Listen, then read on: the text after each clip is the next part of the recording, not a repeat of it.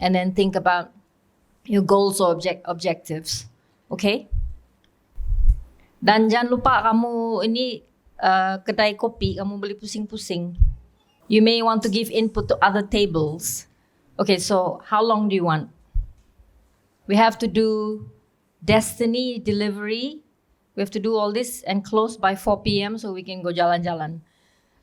But then we must deserve to go jalan-jalan. I was busy on my phone tadi sebab ada yang menghantar kamu message kepada CSET. Selamat tengah hari, Elephant Ranger Team, Grup A. Saya Dr. Sen dari Jabatan Iman Air. Saya ingin mengucapkan ribuan terima kasih kepada semua kerja-kerja dan tugas-tugas kamu yang buat untuk membantu dalam konservasi gajah di kawasan Grup A. Kerja yang kamu buat ini amat penting dan kami sangatlah menghargai kerja yang kamu buat. So elephant conservation is a very important thing to do.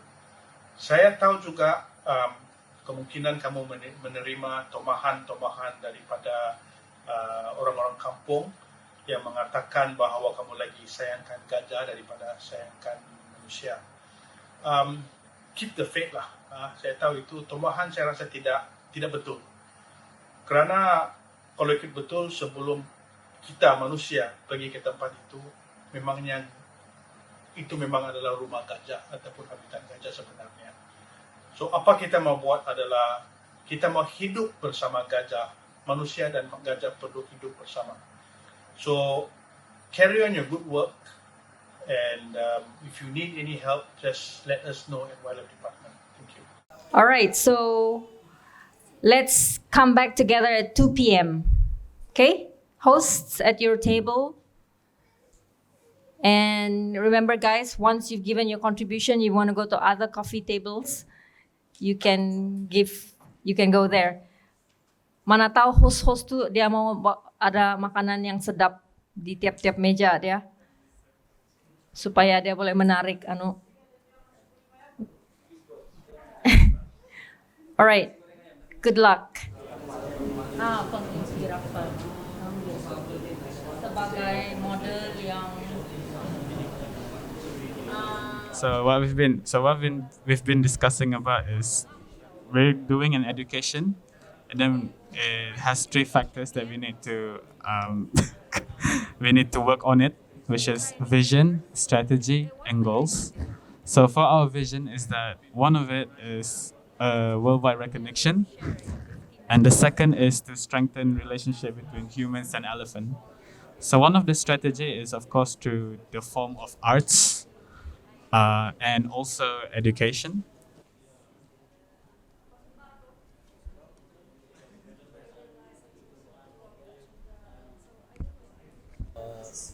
So far, we're getting the facts from why is it Alley Zone, and then so what's been drawn here is like the proposed Alley Zone, and also the landscape which we took from the 3D map. So we made it 2D. So that we can scribble over. Kali dengan komuniti di bengkel ke apa kan untuk bentangkan orang punya. Grup ni membincangkan berkenaan dengan hubungan di antara pihak berkepentingan seperti kerajaan, komuniti dan juga company, estate. So kami sudah bincangkan pasal visi, strategi dan goal. So cuma visi ni belum finalize lagi. Ya, lebih kurang berbunyi macam mewujudkan hubungan harmoni dan menjadi jambatan di antara pihak berkepentingan. Lepas tu strategi dia adalah untuk membuat perjumpaan berkala dengan kerajaan dan komuniti dan juga membuat MOU lah, Memorandum Perjanjian Persefahaman di antara pihak-pihak berkepentingan. Program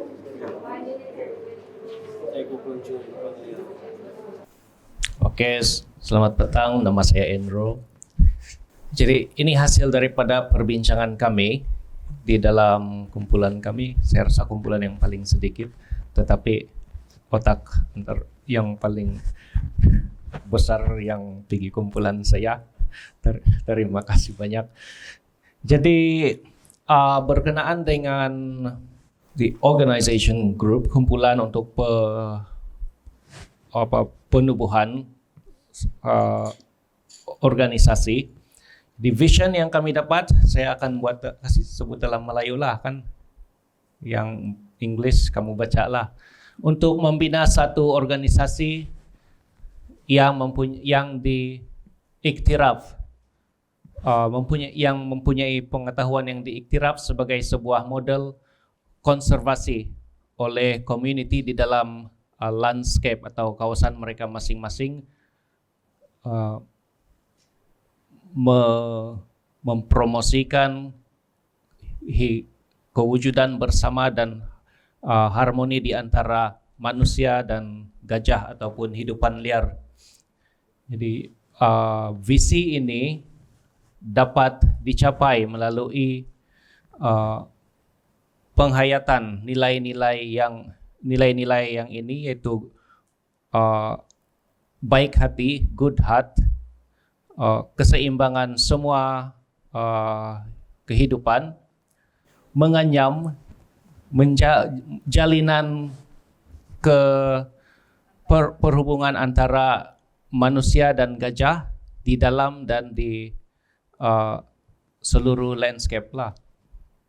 Itu visi. Dan strateginya adalah yang pertama daripada 4 strategi, mengukuhkan pasukan dengan kemudahan-kemudahan dan kemahiran-kemahiran, keupayaan-keupayaan yang diperlukan. Yang kedua, memastikan bahwa masa depan pasukan itu akan berterusan, akan kekal melalui latihan yang diberikan kepada generasi baru. Dan yang ketiga, membantu, menyokong komuniti lain untuk membina program ranger gajah dan juga kerja-kerja lain atau program lain yang bukan berkenaan dengan gajah, contohnya macam orang utan lah. Yang keempat, secure recognition for CERT approach locally and internationally, mendapatkan pengiktirapan bagi CERT, kaedah yang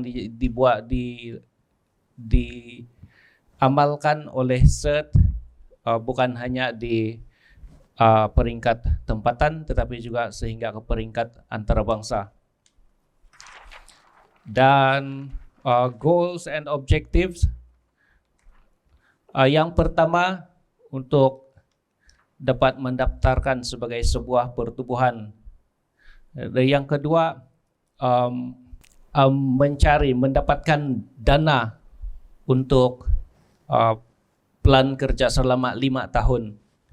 Dan yang ketiga, membina atau membangun satu pasukan pengurusan, membina dari segi keupayaan untuk sebuah pasukan pengurusan lah, tim CERT. Dan yang keempat, membina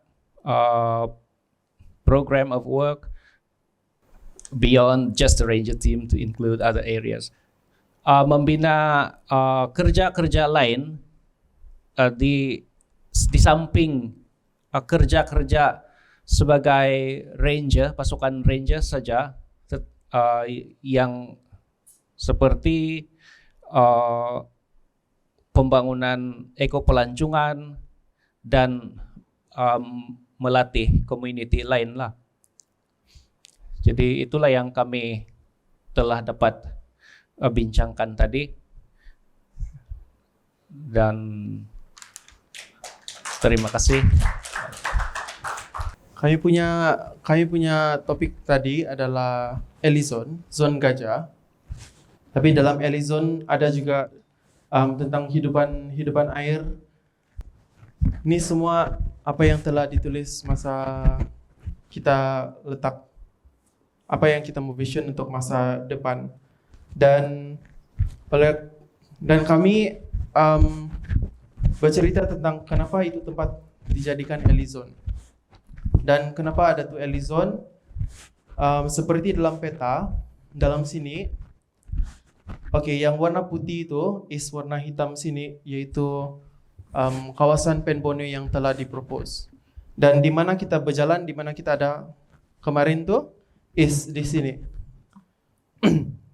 So seperti mana yang kamu lalui kemarin masa berjalan kaki di kawasan itu adalah kawasan yang kena propose untuk Ellizone. Dan kenapa adalah sebab sana ada sumber mata air yang bersih dan ada makanan. Dan actually dalam kami punya perbincangan awal, kenapa dia di sini, kami ingat tuh gajah selalu di sini sejak. Tapi actually dia hanya spend 1 minggu saja di sini. 1 minggu. Dan dia punya jalanan actually dari sini dia pergi sampai sini, pas dia pusing balik, itu ambil masa 1 bulan. So, apa impian yang kami kami tidak dapat cari impian sebagai satu kumpulan, jadi kami ada banyak impian. Satu adalah untuk membuat oasis gajah. Ini sebagai joke sejalan Elephants Community Ride. Gajah sebagai salah satu part dari community. Dan yang di sini dicakap supaya gajah ditelupit harmoni bersama manusia. Sekarang kita hanya dengar konflik kenapa gajah kasih hancur itu. Tapi dari perbincangan beberapa hari, saya rasa tidak banyak sangat konflik. Tapi kita menuju ke arah harmoni. So, satu lagi adalah untuk supaya anak cucu nanti masih boleh ada hubungan dengan gajah, ada interaksi dengan gajah, semasa harmoni, dan juga masih mengenal apa itu gajah. Bukan mengenal chicken wing tapi tidak pernah nampak ayam. Iya, banyak orang kenal chicken wing tapi bukan ayam sebenar. So saya rasa ini impian sebagai kumpulan adalah untuk membuat satu kawasan yang gajah boleh panggil sebagai rumah. Dan di situ boleh dibuat pelancongan. Dan strategi yang kami fikir dan bincang adalah untuk membuat bengkel bersama badan-badan kerajaan, NGO, dan community. So dalam perbincangan ataupun bengkel itu bukan saja untuk bercakap, tapi lebih kepada untuk bekerja sama, macam mana mau menjaga. So selalu kan orang buat dulu baru menjaga, tapi ini menjaga dulu untuk mencipta. Kenapa? Kita jalan kemarin semua tanah merah. Dan kita tanam pokok kemarin semua kawasan tanah merah. Siapa rasa di sini tuh pokok akan tumbuh dengan subur? So itu adalah 40 pokok yang kita tanam. Itu yang kawasan yang keluar dari water intake saja kan kita tanam. Tapi macam mana dengan kawasan lain? Kawasan yang kita jalan tuh semua yang tanah merah, batu. So itulah kenapa di sini karena cakap menjaga dulu. So bersama-sama menjaga ini kawasan supaya dia boleh dicipta sebagai kawasan zone gajah, which is to take care of the place before it can be turned into an Ellizone, because now it's just a barren land. Dan kita mandi di air saja, tapi di atas itu tanah saja habuk. So, dan di sana belakang lagi hutan memang banyak, tapi kawasan yang kosong tuh is just kawasan kosong yang ada periuk kera. So itu sajalah yang dari perbincangan kami tadi.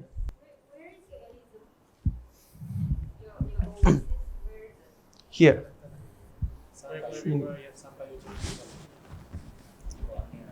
So kita kemarin kita masuk dari sini. Yeah, I understand. But This you one. say you have a hatched area. Where is this hatched area? Oh, sorry, it's just the outline of rooms. Yeah, this one.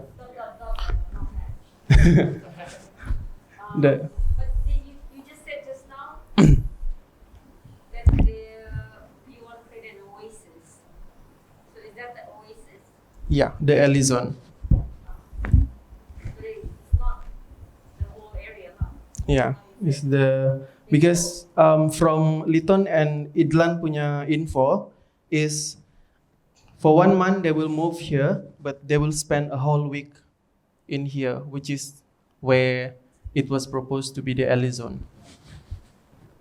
So that's the longest place they are there. Berapa ekar yang 50 ekar yang belum?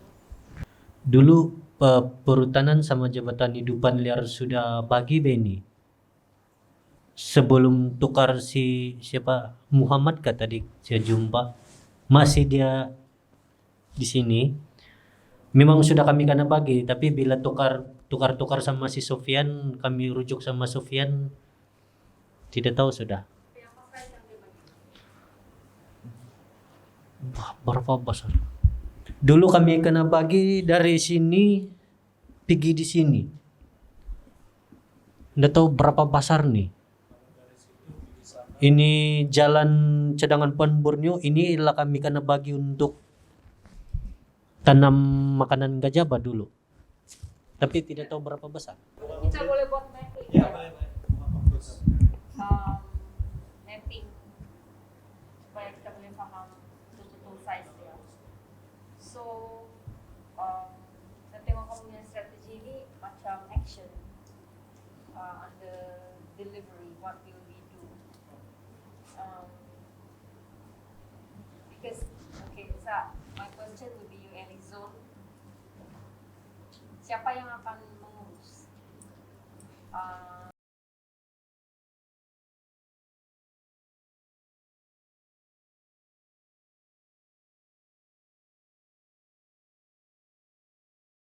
Dengan badan tadi yang ditubuh ataupun dengan community. Kalau menanam rumput dan lain-lain, siapa yang menanggung cost? So anyway, strategi adalah yang komponen-komponen yang besar di bawah visi.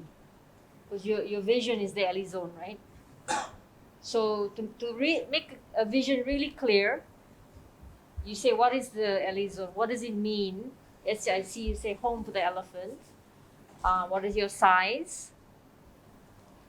And then your strategy will be the partners, the how is it managed, and then these things here you are calling strategies would be lower down, more towards action. So I'd still be interested to know the strategies.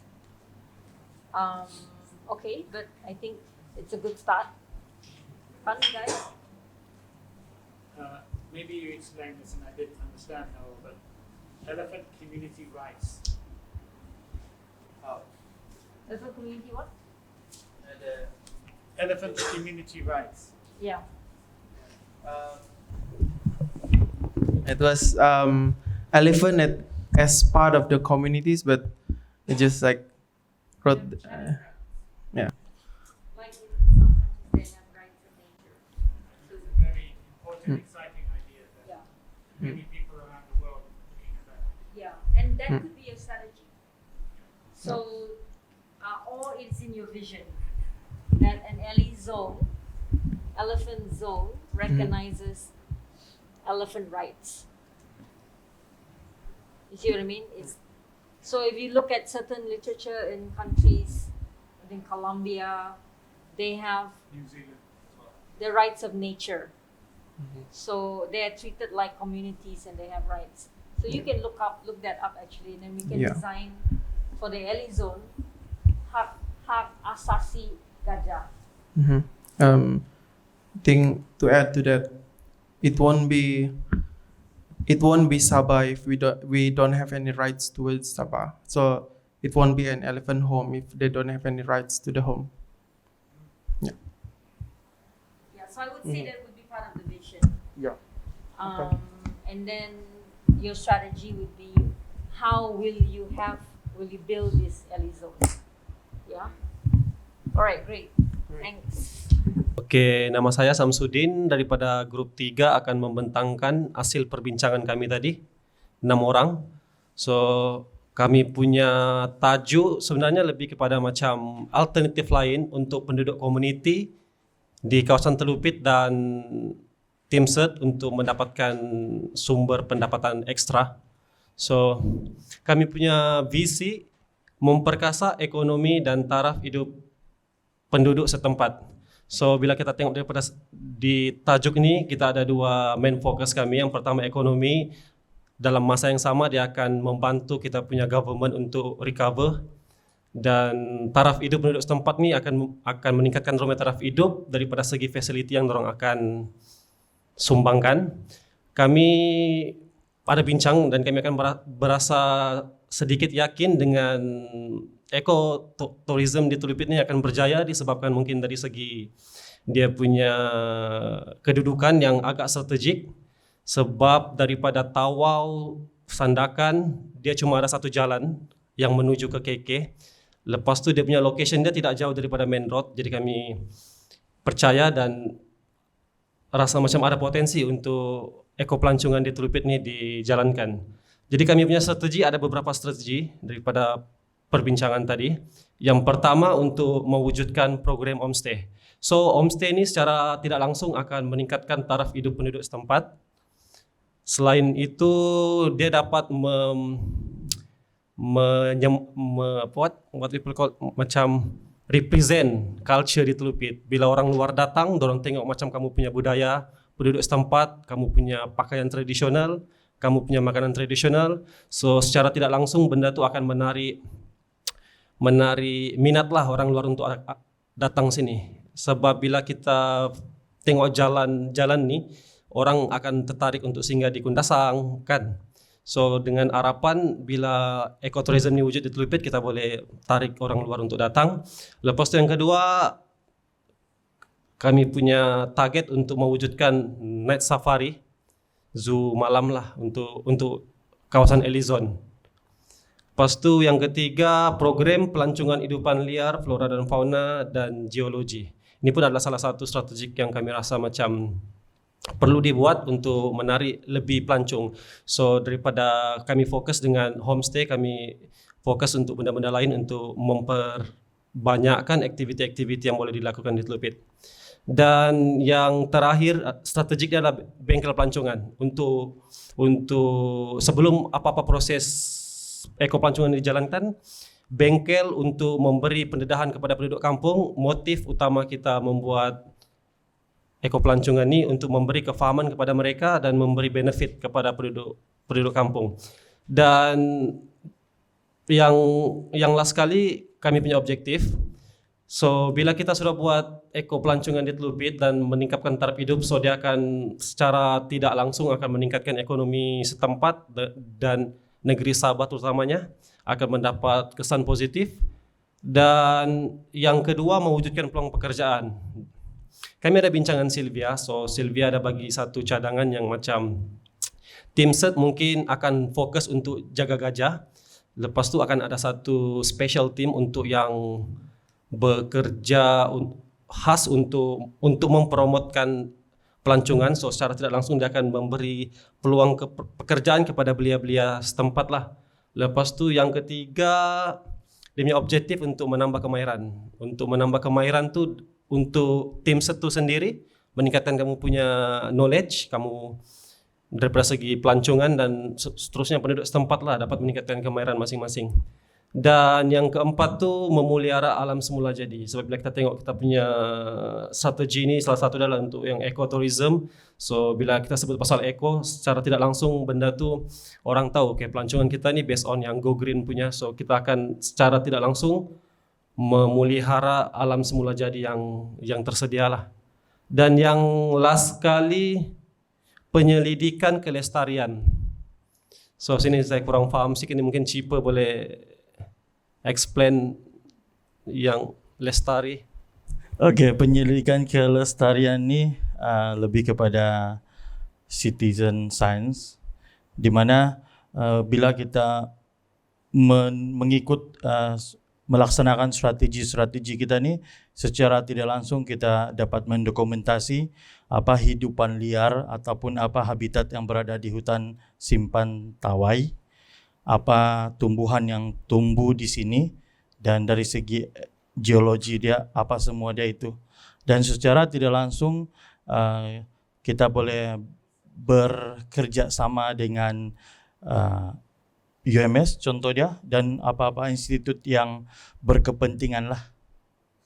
So today we'll be talking about our points of this whole program through educations. So we don't write much, but hopefully we could elaborate. We could hopefully elaborate it. So we only have one vision for it, and we go straight to the point, which is strengthening relationship between humans and elephants. Dalam BM, untuk memperkukuhkan hubungan antara manusia dengan gajah. Jadi, kenapa itu adalah visi kita? Visi yang pasukan saya pilih.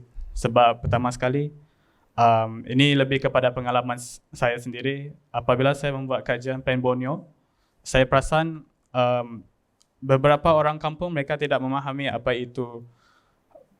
yang sedang berlaku dengan kampung mereka, terutamanya dengan laluan Plain Borneo yang sedang diminat tersebut. Jadi mereka inginkan kemudahan-kemudahan tersebut, tetapi mereka tidak mempedulikan hidupan liar yang berada di kawasan kampung tersebut. Jadi apabila saya perasan keadaan tersebut, kita nak lebih kepada satu hubungan simbiotik, ataupun kita boleh cakap sebagai hubungan biofilik, iaitu hubungan kita boleh hidup bersama dengan haiwan-haiwan hidupan liar, tetapi tidak juga mengancam dorang punya habitat-habitat. Itu adalah visi untuk yang kita orang pilih lah. So dia straightforward. Jadi salah satu strategi dia, by the way kami hanya just tulis begini, tapi akan cuba elaborate lah. Salah satu dia adalah mendokumentasikan pengalaman-pengalaman para ilmuwan, researcher, atau mungkin orang-orang kampung tersebut yang ada kontak dengan isu-isu sebegini. Jadi salah satu metod untuk mendokumentasikan ni of course through social media. Dan social media tu mungkin dari vlogging, mungkin juga dari post Facebook atau Twitter atau apa-apa saja laman sesawang, ataupun dengan penulisan amatur seperti blogging. Dan kedua adalah yang kedua pula adalah daripada perspektif seni. Dan yang seni ni mungkin dia dari penceritaan, juga dari bentuk visual, juga dengan bentuk yang lebih fizikal. Jadi untuk pengetahuan, kenapa kami boleh kaitkan dengan visi ini, sebab orang-orang dulu mereka sangat dekat dengan nature. Orang sangat dekat dengan alam sekitar. Dulu kita tak ada semua ni yang seperti teknologi YouTube semua. Jadi mereka selalu kaitkan dengan alam sekitar. Sebab tu kita panggil dia biofilik. Jadi salah satu contoh adalah daripada peribahasa. Gajah sama gajah berlawan, pelanduk mati di tengah. Itu salah satu dia lah. So dia memang dia ada correlation dari nature. So saya perasan juga dulu kalau dekat Jepun, salah satu orang-orang dewasa ni nak bawa yang golongan-golongan budak untuk bercakap yang topik-topik heavy seperti ini. Dorang akan tukar bahasa yang biasanya orang dewasa pakai, tapi dorang akan tukar kepada bahasa yang akan difahami oleh budak-budak. Sebab tu budak-budak Jepun dorang faham kalau kita bahas pasal typhoon, dorang tahu. Kalau kita bahas pasal earthquake, dorang tahu. Sebab dorang tukarkan bahasa tu kepada bahasa budak-budak. Dorang ceritakan dari pembukuan dan dorang juga ceritakan dari segi visual atau lukisan. So apa kita boleh buat, kita flip semua tu, apa yang orang yang faham orang Jepun tu kita tukar kepada yang boleh di gajah tu, kita boleh tukar kepada pemahaman kepada orang-orang dekat Malaysia, terutamanya dekat Sabah ni. Yang ketiga pula, sekolah hidupan liar. Mungkin banyak yang tidak nampak benda ni macam biasa-biasa. Tapi bagi saya, sekolah hidupan liar ini kan perlu ada. Kenapa? Saya ada pengalaman sendiri, ini cerita saya. Masa saya di KK, berada di Gaya Street, Tamu Gaya Street, saya jumpa nih penjual yang mau jual cenderawasih baju binatang untuk yang ada di Sabah nih. Saya bertanya, adakah baju gajah? Cakap tiada. Kenapa tiada? Saya bilang, di Sabah mana ada gajah? Di Sabah tiada gajah, dia bilang. Jadi itu pygmy elephant itu apa? Saya bilang. Dia pun bingung. Ini betul berlaku. Lepas itu bukan setakat di Sabah, di Tulupit ini sendiri pun ada juga yang tidak tahu ada gajah di sini. Ada hidupan gajah yang betul ada di sini, yang di Tulupit. Dan kalau kita tengok di media sosial macam Facebook, yang tapir tuh dong bilang panda, kan? Tapi nggak tahu lah sama ada itu main-main atau betul-betul. Ada yang anak babi, orang sangka rusa, anak rusa. Jadi nampak betul yang generasi akan datang ini akan tidak kenal apa spesies-spesies hidupan liar yang ada di Malaysia, betul tidak? Jadi kalau ada satu badan yang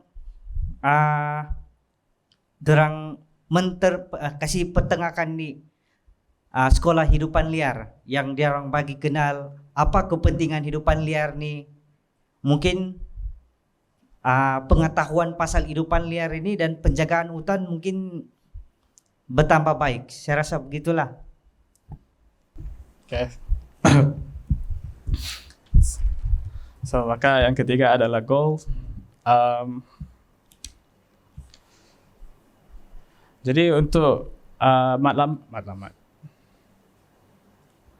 Ya, untuk goal, so bukan education through vlogging. They are actually not spread the whole relationships between humans and elephants dari education. Sini ada huraian. Jadi salah satu cara mungkin pendidikan di sekolah atau mata pelajaran baru tentang hidupan liar di Sabah. Dorang terapkan masuk kepada sistem edukasi formal di Malaysia. And then kalau idea ni boleh dijalankan, mungkin Tulupit boleh menjadi satu kawasan utama kajian untuk gajah di Malaysia ni. Mungkin juga sebagai satu kawasan utama kajian di dunia. So itu sajalah. Terima kasih. Okay, Assalamualaikum. Kami punya kumpulan membincangkan hubungan SET dengan pihak berkepentingan. Semua cerita kamu di sini tidak berguna tanpa ini. Okay, so pay attention. Kalau tiada hubungan yang baik, tiadalah semua ni. Kamu tidak boleh buat semua ni sendiri. Dan visi kami adalah untuk memberi inspirasi kepada pihak kerajaan dan komuniti agar dapat bekerjasama dalam semangat solidariti ke arah konservasi. Okay? Sounds like a vision, kan? Strategi yang pertama, kami ada 3. Perjumpaan berkala dengan pihak kerajaan dan komuniti. Detailnya nantilah kita bincang macam mana mau buat. Second one is MOU dengan siapa-siapa yang kita rasakan perlu. Dan yang ketiga, SET menyokong aktiviti yang dianjurkan oleh pihak berkepentingan. So di situ boleh jalankan hubungan yang lebih baik lah. Bila kita sokong dorang, insyaAllah dengan harapan dorang pun akan sokong apa yang kita buat. Okay, goal, objektif. Yang pertama, wujudkan kerjasama dengan pihak berkepentingan dengan lebih efektif dan baik. Okay, sekarang ada kerjasama, cuma mungkin kurang efektif dan kurang baik. Yang kedua, jalinan hubungan dua hala yang produktif secara berpanjangan. Maksudnya kita tidak mau SET saja yang memberi tanpa menerima. Kita mau kamu pun menerima apa yang dorang boleh bagi dengan kamu dan kamu pun memberi dan menerima. Dan dorang pun memberi dan menerima. Yang ketiga, meminimumkan ketidaksefahaman dengan dan di antara pihak berkepentingan. Maksudnya di sini, ketidaksefahaman dengan pihak berkepentingan ni maksudnya ketidaksefahaman set dengan pihak berkepentingan. Dan di antara ni pula adalah ketidaksefahaman di antara pihak berkepentingan itu sendiri. Komuniti tidak faham kerajaan punya tugas, kerajaan tidak faham estate punya tugas dan sebagainya. Orang tidak faham. Dan ya, secara ringkas dan padat, itu sudah kami punya posit paling sikit 3. So ya, harap kamu faham dengan kami punya perbincangan tadi lah. That's it. Thank you.